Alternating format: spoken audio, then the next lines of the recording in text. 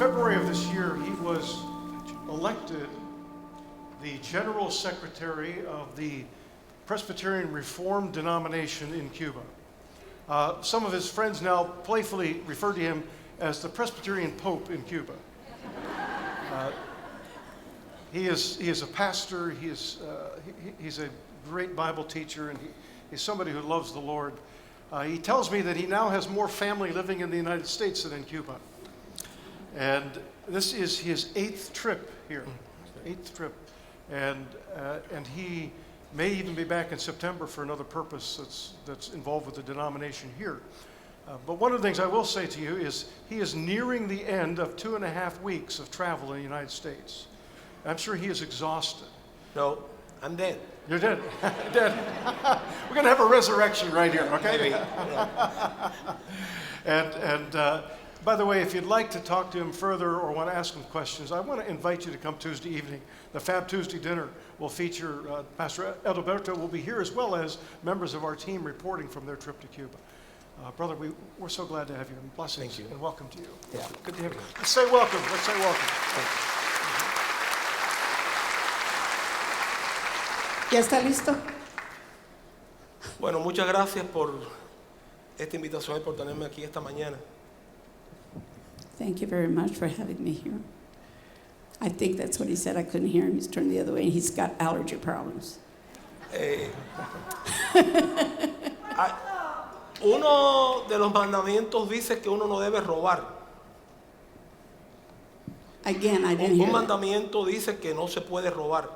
You can't steal, what? No. Well, see, I don't even know Spanish. What am I doing up here? Well, I try to say that one of the 10 commandments said that you're not able to steal.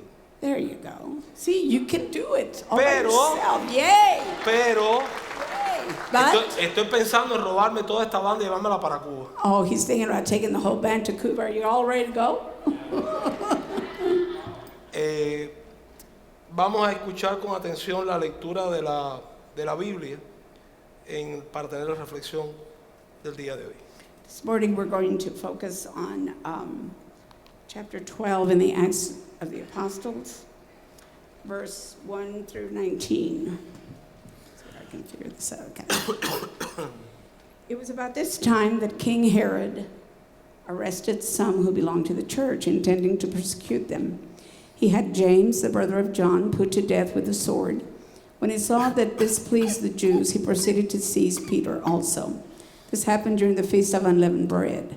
After arresting him, he put him in prison, handing him over to be guarded by 4 squads of 4 soldiers each. Herod intended to bring him out for public trial after the Passover.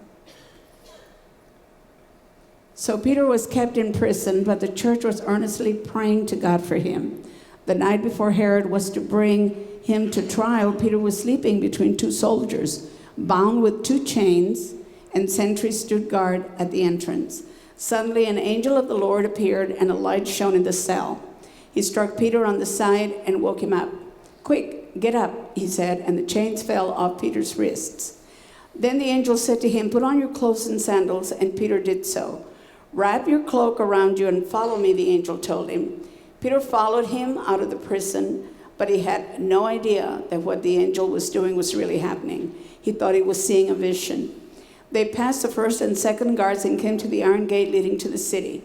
It opened for them by itself, and they went through it. When they had walked the length of one street, suddenly the angel left him. Then Peter came to himself and said, "Now I know without a doubt that the Lord sent this angel and rescued me from Herod's clutches and from everything the Jewish people were anticipating." When this had dawned on him, he went to the house of Mary, the mother of John, also called Mark, where many people had gathered and were praying. Peter knocked at the outer entrance, and a servant girl named Rhoda came to answer the door. When she recognized Peter's voice, she was so overwhelmed she ran back without opening the door and exclaimed, "Peter is at the door." "You're out of your mind," they told her. When she kept insisting that it was so, they said it must be his angel. But Peter kept on knocking, and when they opened the door and saw him, they were astonished. Peter motioned with his hand for them to be quiet and described how the Lord had brought him out of the prison. Tell James and the brothers about this, he said, and then he left for another place. In the morning, there was no small commotion among the soldiers as to what had become of Peter. After Herod had thorough search made for him and did not find him, he cross-examined the guards and ordered that they be executed. This is the word of the Lord. Hermanas y hermanos de esta amada iglesia, el Señor es bueno. Él me ha permitido estar aquí y traerles saludos de la Iglesia Presbiteriana Reformada Príncipe de Paz en Caibarí, en Cuba. La iglesia donde sirvo como pastor celebra este año su 115 aniversario organizada y está viviendo un muy buen momento de su vida y misión. Así que en la lejanía les amamos en el Señor y pensamos en cómo podemos apoyarnos ambas iglesias en la expansión del reino de Dios. Pienso que el martes tendremos tiempo de poder conversar un poco más acerca de la iglesia y de su vida en Cuba. Brothers and sisters of our beloved church, God is good. He has allowed me to come here and bring you warm greetings from the Prince of Peace, the Presbyterian Reformed Church in Caibarí, in Cuba.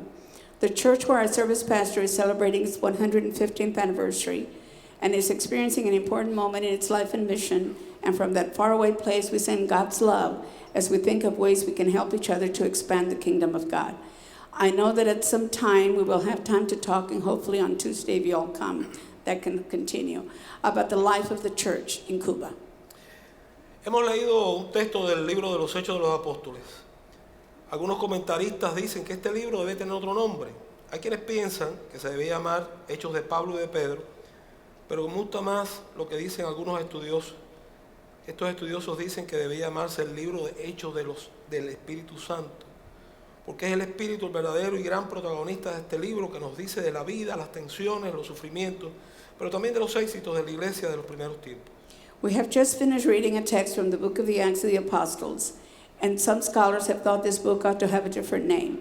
There are those who think that it might be called the Acts of Peter and Paul, but I kind of like what some others have the opinion that perhaps it ought to be entitled the Acts of the Holy Spirit, as it is the Holy Spirit itself that is the true protagonist of a book which talks not only about the problems and sufferings of life in general, but also the successes of the early church.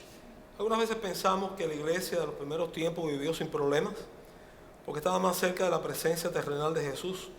Sin embargo, siempre que leemos algunos de los libros del Nuevo Testamento, encontramos que la iglesia vivía una vida de tensiones que venían desde fuera de la comunidad de fe, pero también al interior de la comunidad la sabía. Las persecuciones, la muerte violenta, la falta de diálogo, la falta de aceptación, los rumores y chismes. El deseo de protagonismo individual eran un lastre para aquellos grupos de gente de fe que querían servir a Jesús de Nazaret. Sometimes we get the impression that the early church was a problem-free experience because it lived so close to the time of the terrestrial presence of Jesus Christ. However, whenever we read from the books of the New Testament, we find that the church lived a full life of strain and stress, some of which came from outside of the community of faith and some that came from within that community. There were persecutions, violent deaths, an absence of dialogue, an unwillingness to accept others, vicious rumors and gossip, the prominence of individual self-importance, all of which became a hindrance to those people of faith who wanted to serve Jesus of Nazareth. El pasaje que leímos nos pone en un momento de alta tensión. El rey Herodes comienza una persecución a la iglesia. El pasaje nos dice que esta persecución no era un juego, costó vidas. Y para algunos el hecho de que la iglesia sufriera era motivo de alegría. Por eso Herodes decidió continuar. En ocasiones el deseo de tener popularidad a cualquier precio lleva a la injusticia y a dañar a otras personas sin pensar en los daños que hacemos. Así Herodes continuó con mano dura castigando a los creyentes.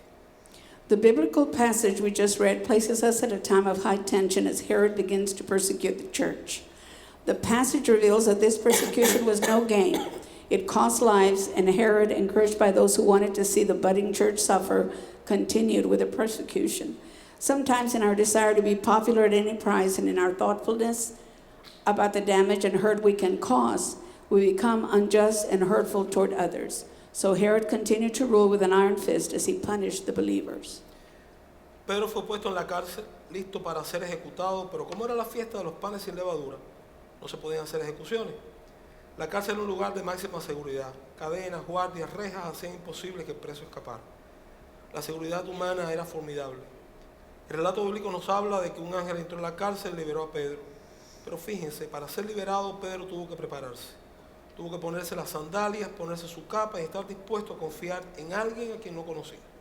Pedro pasa a la primera guardia, luego a la segunda y sale a la calle por una puerta de hierro que se abre sola. Entonces comprende que no es una visión, sino es realmente la mano de Dios quien lo ha librado. Peter was sent to prison to be executed, but since it was the Feast of Unleavened Bread, executions could not be carried out. The jail was a place of maximum security. Chains, guards, iron bars made it virtually impossible for anyone to escape. Security was formidable. The biblical account tells us that an angel entered the prison and freed Peter. But keep in mind that to escape, Peter had to prepare himself for the event. He had to put on his sandals, put on his cloak, and be willing to trust in someone he had never met before. Peter goes by the first guard, then the second, then heads for the street through a steel door that opens of its own accord. It's at that moment that Peter has a sudden realization that this is no imaginary sight, but the true hand of God that has liberated him. Aquí quisiera referirme a las telenovelas brasileñas. Brasil ha logrado coronarse como campeón de las telenovelas en América Latina. En Cuba la hora de la novela es casi como sagrada para muchas personas, porque la técnica que utilizan es la de llevar al mismo tiempo varias tramas y enlazarlas todas así. De esta forma usted puede ver varias situaciones al mismo tiempo y todas relacionadas entre sí. Les hablo de esto porque este texto bíblico se me parece mucho a la técnica usada en las telenovelas brasileñas. Mientras ocurría la liberación de Pedro, en otra trama vemos a la iglesia. And here a brief discussion regarding Brazilian soap operas. Brazil has achieved the distinction of being the #1 creator and producer of soap operas in Latin America. And in Cuba, the soap opera hour is considered practically sacred. Because of the technique of weaving several plots simultaneously into the episodes, the viewer can see several events taking place at the same time, and they're all related one to the other. I mention this because in some ways, biblical texts utilize creative techniques similar to the ones used in these soap operas. So while Peter, for instance, is in the process of being liberated, we also see the community of believers engaged in other activities.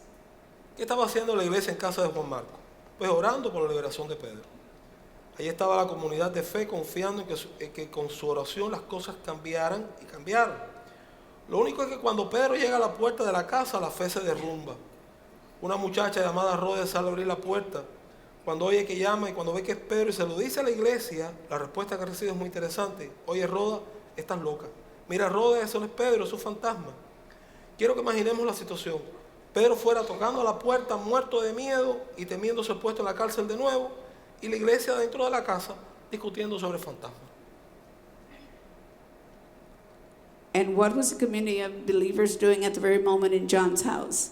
Well, they were praying for the emancipation of Peter.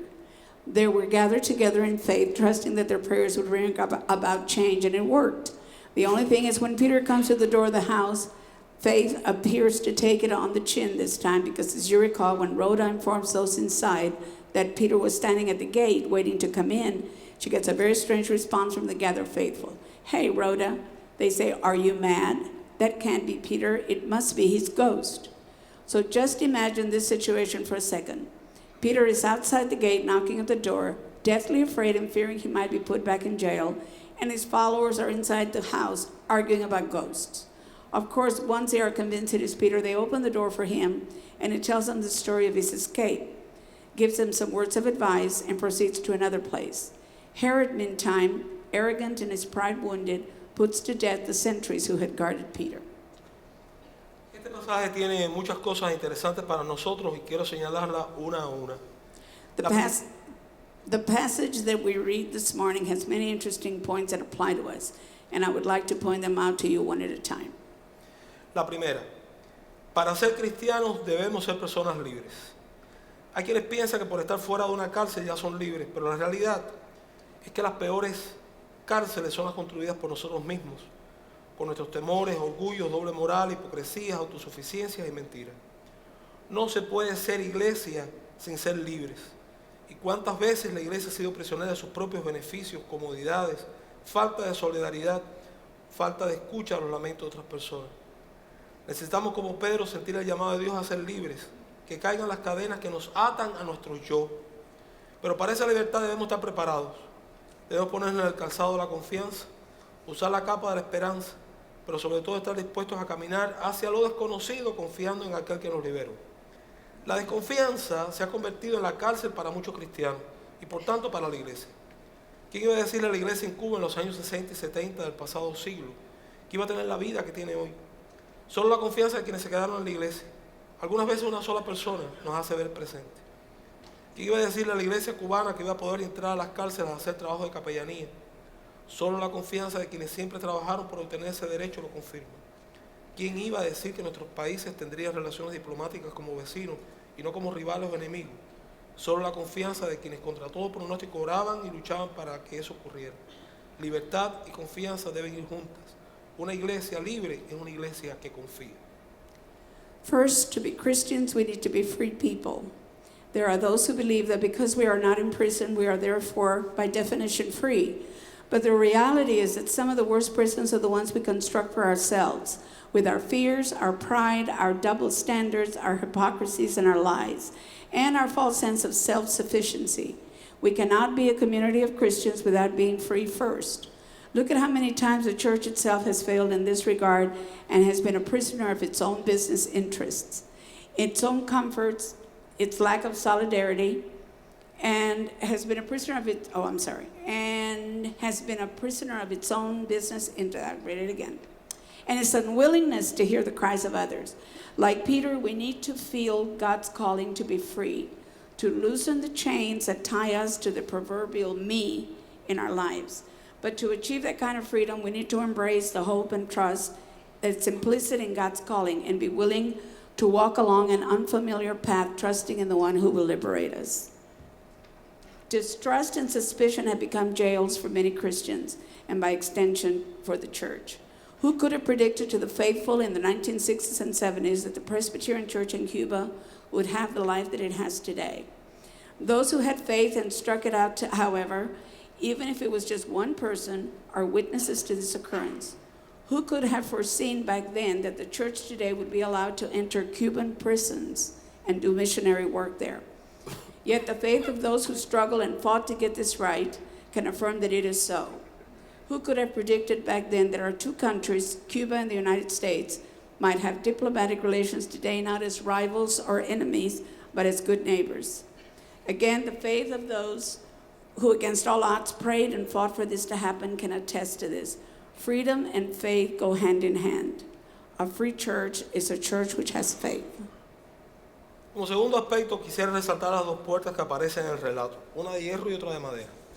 ¿Por qué si se abre la puerta de hierro milagrosamente es necesario que una persona de la iglesia abra la segunda puerta que era más fácil de abrir? Creo que es un buen ejemplo de lo que se nos propone. Si queremos que ocurran milagros, debemos formar parte del equipo de trabajo de Dios. Él hará su parte en lo que nosotros no podemos, pero no podemos cruzarnos de brazos sin hacer la nuestra. Hoy hay muchas puertas cerradas en el mundo en que vivimos, que no se han abierto no porque Dios no pueda hacerlo, sino porque su iglesia no acaba de tener responsabilidad de tomar una decisión. Realmente no me gustan algunas de las oraciones que hacemos. El Señor recuerda a los enfermos. El Señor recuerda a los enfermos, a quienes se los olvida a nosotros por falta de solidaridad y apoyo. El Señor recuerda a los que tienen hambre. El Señor recuerda. Nosotros también, mientras nadie toque nuestro plato, así que la cuestión no es mirar nuestro mundo y pedirle a Dios que haga el milagro de la paz, la justicia y del amor entre la gente, sino sin pedirle también que nos dé la valentía de formar parte de su equipo de trabajo aquí y ahora. Secondly, I want to draw your attention to the two doors that appear in the biblical passage, one of steel and the other of wood. How is it that a steel door opened of its own accord so miraculously for Peter, yet it was necessary for a person of the church to actually open the wooden door, a door one assumes would have been easier to open? I think this is a good example of what God is proposing us to do. That if we want miracles to happen, we need to become part of God's work detail. He will do his part in areas that are beyond our ability or control, as long as we do the part that corresponds to us and not just sit with our arms crossed. Today, the world in which we live offers many doors that remain closed. And it's not because God can't open them, but because the community of the faithful has not taken it upon himself to do so. You know, I am not particularly overjoyed with the way some of our prayers are worded. God, remember the sick, one prayer says. But it is not God who is not remembering the sick, but we ourselves out of a lack of sympathy and support. Another prayer says, God, remember the hungry. Here again, God does remember the hungry. And we usually do too, as long as it doesn't come from our own plate. So the issue here is not for us to look at the world and ask God for the miracles of peace, justice, and love for all mankind, unless we also ask him to help us find the courage to hear and now join that word detail I alluded to earlier. Por último, quisiera hablar de Rode, la loca de la iglesia. En realidad pienso que necesitamos mucha gente loca como Rode en nuestras iglesias. Gente que nos haga ver la acción de Dios. Gente que a pesar de nosotros insiste en lo que Dios quiere y hace. Gente que confía en la oración aún contra todo pronóstico. Necesitamos más gente loca como Rode en nuestras iglesias para que nos sacudan. Muchas veces no disfrutamos de lo que Dios hace porque vemos fantasmas y no realidades. Es necesario que muchas Rodes nos agiten y nos hagan ver lo que Dios hace a nuestro alrededor. La iglesia oraba por la liberación de Pedro, sin embargo, cuando tiene la respuesta delante no hay confianza en la respuesta. Les pido que no critiquemos a esa comunidad de fe. En nuestros días hay situaciones semejantes. El año pasado dirigí el campamento de verano de las personas mayores de 70 años en nuestra iglesia nacional. Y un día en la capilla, una mujer pidió oración por su hermana que estaba grave en el hospital. Lo hicimos y por la tarde recibimos la noticia de que la enferma había sido dada de alta del hospital donde estaba. Allí en el campamento celebramos la respuesta a la oración, porque si lo habíamos pedido, era el momento de celebrar lo que Dios había hecho entre nosotros. Lastly, I want to talk to you about Rhoda, the so-called bad woman of the church. In fact, I think we need a lot of crazy people like Rhoda in our midst. I think we already have some of those. That was me, that was not him. People who would help us to see God's will on earth. People who, despite the forces that want to hold us back, help open our eyes to what God wants and does. People who trust in the power of prayer and ignore the naysayers. We need more people like Rhoda in our churches that will shake us out of our stupor. Often we don't enjoy what God does for us because we see ghosts rather than the truths. Many Rhodas are sometimes needed to stir us and to make us see what God is doing around us. The faithful prayed for the liberation of Peter, yet when the answer was staring them straight in the face, they lacked faith in the answer that was given to them through their prayers. So I ask you to embrace that prayerful communion of faith, for in our time similar examples will present themselves to us. I recently directed a summer camp for members of our national church in Cuba, targeted to senior citizens 70 years of age and older. One day in our chapel, a woman asked for a prayer for a friend who was gravely ill in the hospital. We prayed for her, and by the afternoon we received word that she had been released from that hospital and had gone home. When we heard the news, we took this occasion at the camp to celebrate the joyful answer to our prayers and remember what God has done in our midst. Hermanas y hermanos, en nuestro mundo, en nuestros días hay muchas puertas cerradas que deben ser abiertas. Todavía hay injusticias, exclusiones, hambre, pobreza, materialismo y muchas otras cosas que deben desaparecer. Para abrir esas puertas se necesita una iglesia que camine en libertad de sus propios errores y desvíos. Se necesita que formemos parte del equipo liberador de Dios en medio de nuestros pueblos y que confiemos. Dios no tiene que ver nada ni con las personas que no les gusta esforzarse, ni con las personas cómodas. La invitación es esforzarnos y ser valientes, a no temer ni a desmayar, porque el Señor irá con nosotros por donde quiera que vayamos. Dear brothers and sisters in Christ, our present world has many closed doors that need to be opened.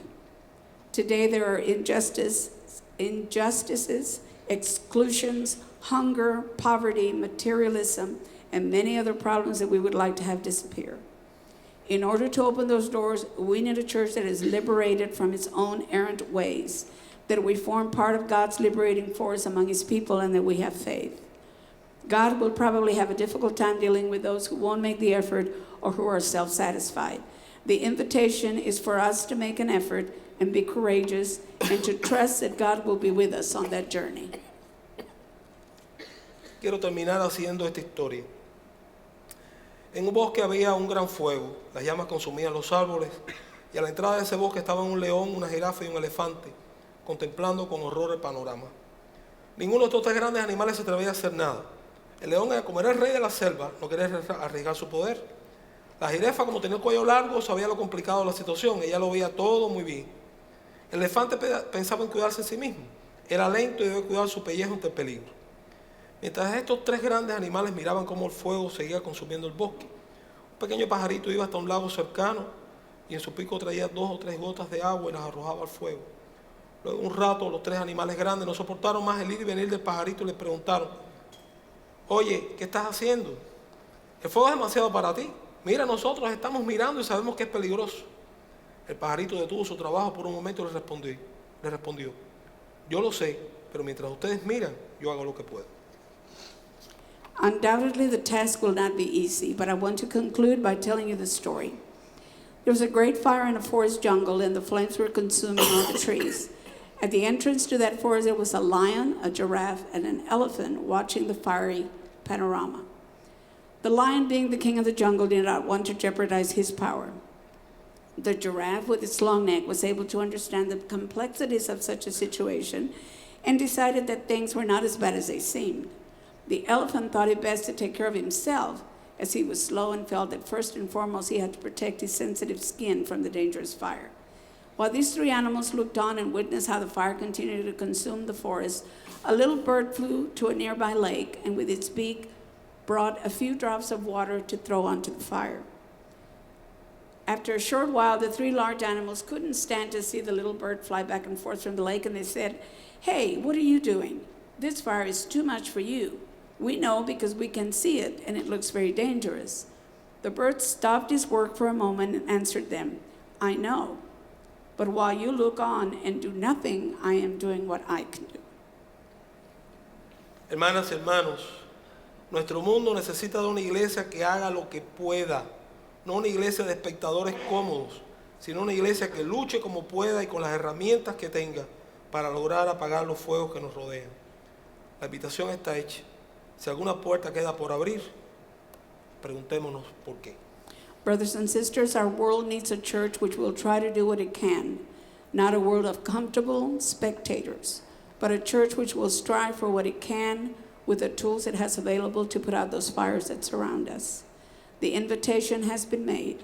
If there is a door yet to be opened, ask yourself why this is so. God bless you.